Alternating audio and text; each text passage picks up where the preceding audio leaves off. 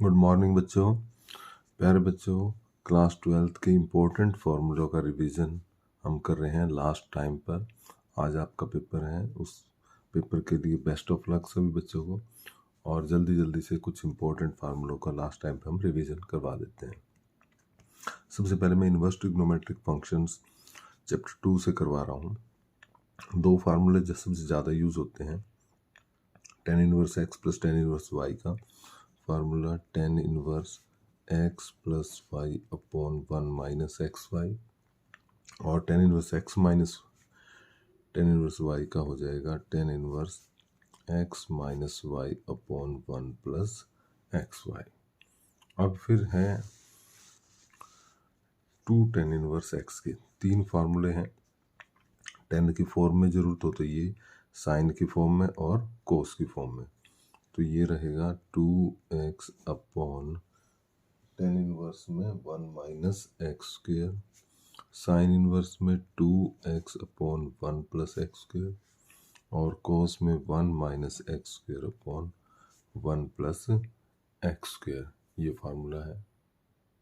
बाकी एक एक नंबर के क्वेश्चन के लिए जैसे वैल्यूज हैं, आपको पता है साइन इनवर्स, टेन इनवर्स और कोसेकेंट इनवर्स में यदि नेगेटिव है तो डायरेक्ट नेगेटिव लगा देना है।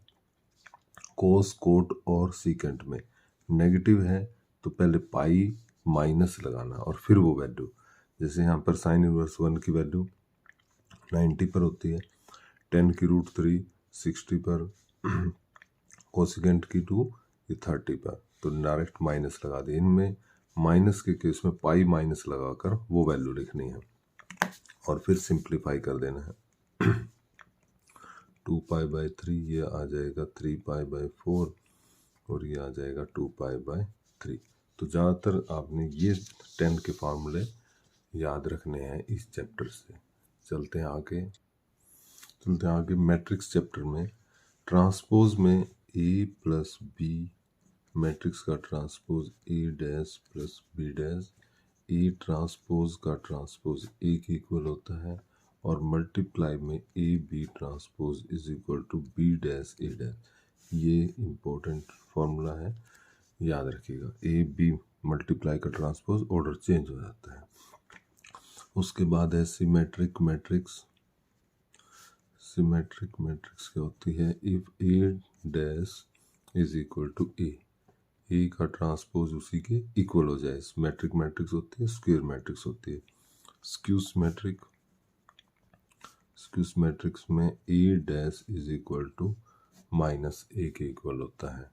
किसी मैट्रिक्स में उसका ट्रांसपोज उसके नेगेटिव के इक्वल हो तो स्क्यूस मैट्रिक्स हो। आगे करते हैं डिटरमिनेंट्स में a इंटू एडजॉइंट a या adjoint a into a equal to होता है a determinant into identity matrix of the same order. और यहीं से इसी रिजल्ट से हम निकालते हैं a इनवर्स। ये बहुत इंपॉर्टेंट है, a inverse adjoint a upon a determinant. तो मैट्रिक्स मेथड से इक्वेशंस को सॉल्व करने में भी ये फार्मूला यूज होगा आपका। a इनवर्स निकालोगे उसमें adjoint a divide by a का डिटरमिनेंट, और इनवर्स तभी निकलता है जब डिटरमिनेंट नॉन जीरो होता है, तभी उसको इन्वर्टिबल मैट्रिक्स कहते हैं। और एडजॉइंट निकालना आपको आता ही है। एडजॉइंट कैसे निकालते हैं बता रखा है कि हर एक एलिमेंट को उसके कोफैक्टर से रिप्लेस करना है और उसका ट्रांसपोज लेना है। तो ये रहेगा यहाँ पर ए इनवर्स निकालने का फार्मूला। ये काफ़ी इंपॉर्टेंट है। इसी में एक फार्मूला है ए बी का इनवर्स इक्वल होता है बी इनवर्स ए इनवर्स। यहाँ पर भी ध्यान देंगे, ऑर्डर चेंज हो जाएगा। ये भी कई बार वेरीफाई करना आ जाता है इस फार्मूले को कि दो मैट्रिक्स दे देंगे और भी कि इसको वेरीफाई करिए, तो मतलब लेफ्ट हैंड साइड और राइट हैंड साइड इक्वल करके दिखाओ। तो इसमें दोनों को मल्टीप्लाई करके इनवर्स निकालना है और इसमें इनवर्स निकाल कर फिर मल्टीप्लाई करना है। जब इस तरह की तीन इक्वेशन दी होती हैं और उनको सॉल्व करने का बड़ा क्वेश्चन आता है, तो सबसे पहले आपने क्या करना है, इसमें ए मैट्रिक्स लिखनी है। ए मैट्रिक्स में इनके कोफिशिएंट मैट्रिक्स लिखोगे इस तरह से कोफिशिएंट मैट्रिक्स लिख देंगे, और फिर क्या करोगे, उसका डिटरमिनेंट निकालोगे। डिटरमिनेंट निकाल कर उसका एडजॉइंट लोगे। एडजॉइंट कैसे? हर एक एलिमेंट को उनके कोफैक्टर से रिप्लेस करके उसका ट्रांसपोज लोगे। फिर निकालोगे ए इनवर्स। ए इनवर्स कैसे, एडजॉइंट ए अपॉन ए। और फिर सिस्टम में एक फार्मूला ये कि ए एक्स इज इक्वल टू होता है बी के। बी मैट्रिक्स ये वाली होगी, एक्स मैट्रिक्स क्या होगी, एक्स वाई जेड। तो यहाँ से एक्स लिखना है ए इनवर्स इंटू बी। तो ये भी फार्मूला इसमें यूज़ होगा।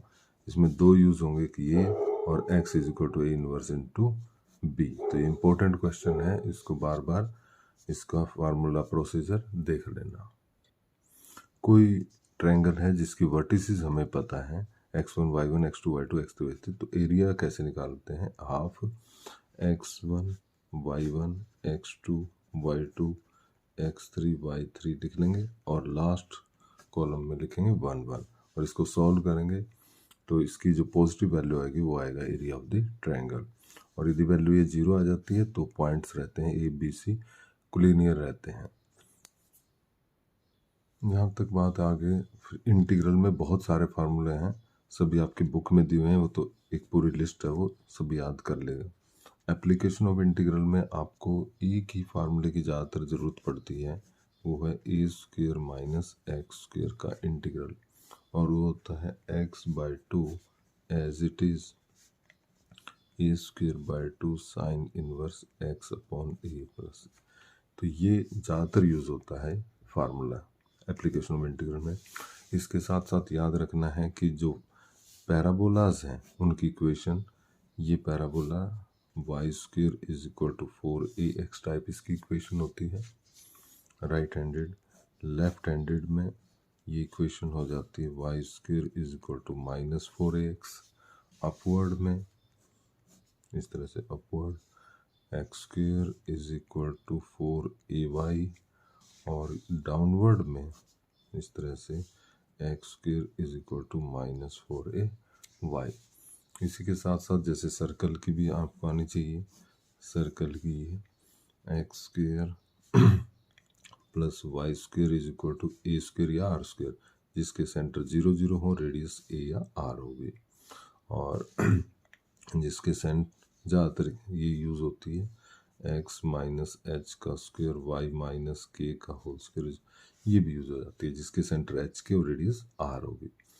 एलिप्स की x square upon A square plus y square upon b square is equal to 1, ये एलिप्स की इक्वेशन होती है इस तरह से। ठीक है, तो ये एलिप्स, तो ये इक्वेशंस में डायग्राम ड्रॉ करने में यूज़ होती हैं।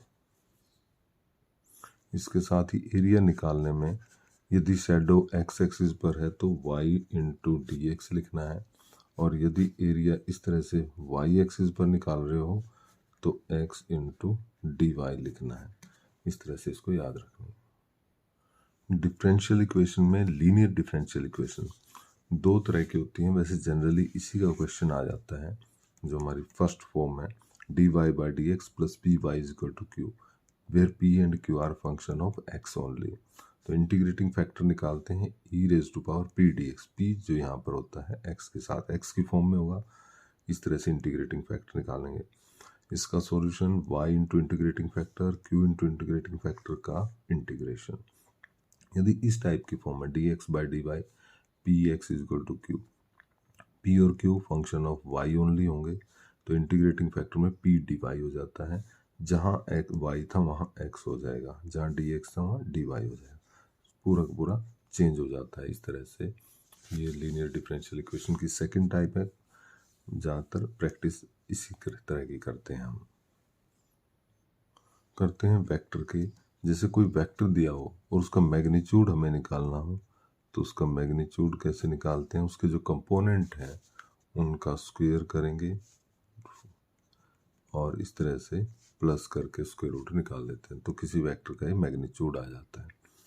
ए डॉट बी कैसे निकालेंगे, दो वेक्टर्स की डॉट प्रोडक्ट, ए का मैग्नीट्यूड बी का मैग्नीट्यूड और साथ में cos theta. A dot b, a magnitude B magnitude और कोस थीटा। यहीं से यदि कोस थीटा निकालना हो तो कोस थीटा आ जाता है a dot b upon a का मैग्नीट्यूड और बी का magnitude. Projection of a on b, a dot b divide by b magnitude. On के बाद जो होगा उससे डिवाइड करना है। बी ऑन ए आ जाए तो ऊपर ए डॉट बी आएगा ऊपर, तो नीचे ऑन के बाद जो होगा उसका magnitude. I dot I 1, J dot J 1, के डॉट के 1, but I dot J 0, J dot के भी 0, के डॉट आई भी 0, बाकी सब ये 0 हो जाएंगे। और कॉम्यूटेटिव होती है dot product, a dot b is equal to b dot a होता है कॉम्यूटेटिव, इसको बोलते हैं कॉम्यूटेटिव। तो चलते हैं आगे, फिर क्रॉस प्रोडक्ट। आगे cross product, A cross B होता है A magnitude B magnitude sine theta और साथ में एन कैप। एन कैप क्या है? Unit vector perpendicular to both A and B. तो कई बार यदि एन कैप हमें निकालना है तो ए क्रॉस बी डिवाइडेड बाय, ये सब क्या है? ए क्रॉस बी का मैग्नीट्यूड ही है। ये सब मैग्नीट्यूड को बताता है, ये डायरेक्शन को। तो ए क्रॉस बी को उसी की मैग्नीट्यूड से डिवाइड दे दें तो एन कैप आ जाता है। अब इसकी प्रॉपर्टीज में A cross B is not equal to B cross A, commutative नहीं होती, मतलब डायरेक्शन अपोजिट होती है। ओके, तो इसमें यदि हमें क्रॉस प्रोडक्ट निकालनी है तो इस तरह से निकालते हैं। ए क्रॉस बी निकालनी हो तो आई जे के लिखते हैं। आई जे के लिखकर यहाँ पर ए के कंपोनेंट, यहाँ के बी के कंपोनेंट, और इसको प्लस माइनस प्लस से एक्सपेंड कर देते हैं। इसके बाद इसमें यदि आई क्रॉस जे निकालना है तो इस तरह से निकालते हैं। आई जे के, आई क्रॉस जे किसके इक्वल होगा? के जे क्रॉस के आई के इक्वल होगा, और K cross I is equal to J. जब ऑर्डर चेंज करेंगे तो माइनस हो जाएगा। J cross I is equal to minus K इस तरह से उल्टे चलेंगे तो K cross J is equal to minus है, माइनस लग जाएगा। आई क्रॉस के करेंगे तो माइनस जे हो जाएगा। बाकी जो सेम की है, आई क्रॉस आई 0, जे क्रॉस जे 0 और के क्रॉस के भी 0 रहेगा। यदि एरिया निकालना हमें, तो यदि जैसे दो वेक्टर दिए हुए हैं, ए मतलब 5i plus 2j plus 3k और बी भी दिया है 2i plus 3j plus 4k, तो इनसे बनने वाली पैरेललोग्राम का या रेक्टेंगल का एरिया निकालना है तो ए क्रॉस बी का मैग्नीट्यूड आ जाएगा। और यदि ट्रायंगल का निकालना है तो इनसे बनने वाली ट्रायंगल का एक वेक्टर ये हो ए और एक बी हो, और इस ट्रायंगल का निकालना हो तो ए क्रॉस बी करके उसकी पॉजिटिव वैल्यू का हाफ कर देंगे। 3D में डायरेक्शन कोसाइन डायरेक्शन रेशियो जरूर करना है। डायरेक्शन कोसाइन को एलिमेंट्स लिखते हैं, इसको ए बी सी से। कोसाइंस क्या होता है? Cosine of the angle made by the lines with x axis y axis and z axis. L M n a b c से निकाल लेते हैं। एल इज इक्वल टू क्या होता है? A upon A square B square C square. इसी तरह से एम बी अपॉन ए square B square C square, और L M N C upon ए square plus B square plus C square. यदि lines parallel हैं और एक होता है परपेंडिकुलर का, पैरेलल परपेंडिकुलर में a1 a2 b1 b2 plus c1 c2 होता है 0, या l1 l2 m1 m2 plus n1 n2 equal to 0। Parallel के केस में a1 upon a2 b1 upon b2 c1 upon c2 होता है, और इसी तरह से l, ये तो बिल्कुल सेम ही होती है पैरेलल में, l m n exactly same होती हैं पैरेलल लाइन के केस में। ये देख लेंगे। इसके साथ जो इम्पोर्टेंट फॉर्मूला है सॉर्टेड डिस्टेंस का है दो लाइन के बीच में, ये काफ़ी इम्पोर्टेंट है। दो लाइन है, ये वेक्टर फॉर्म में लिखा है मैंने, कार्टेशियन में भी हो सकती हैं। r is equal to a1 plus lambda b1 a2 plus lambda b2। तो सॉर्टेड डिस्टेंस पहले a2 minus a1 dot b1 cross b2 करनी है, और b1 क्रॉस b2 का मैग्नीट्यूड से डिवाइड कर देना, पॉजिटिव वैल्यू सॉर्टेड डिस्टेंस की रहेगी। तो इस तरह से बच्चों ये कुछ इंपॉर्टेंट क्वेश्चन थे, ज़्यादा मैं नहीं बता रहा। इंटीग्रल के खुद एक बार देख लेना बुक से। तो इस मोमेंट पर ज़्यादा नहीं, कुछ नया नहीं करना, जो कर रखा है उसी को रिवाइज करना है, नई चीज़ ट्राई नहीं करनी। बेस्ट ऑफ लक सभी बच्चों को, घबराना नहीं है। जो क्वेश्चन आते हैं पहले वो करने हैं क्वेश्चंस, फिर वो दूसरे छेड़ने हैं। ऐसे क्वेश्चन पर टाइम वेस्ट नहीं करना जो कि आपको अच्छी तरह से नहीं आता स्टार्टिंग में, फिर बाद में टाइम बचने पर उसको ट्राई कर लेना। Thank you, best of luck सभी बच्चों को।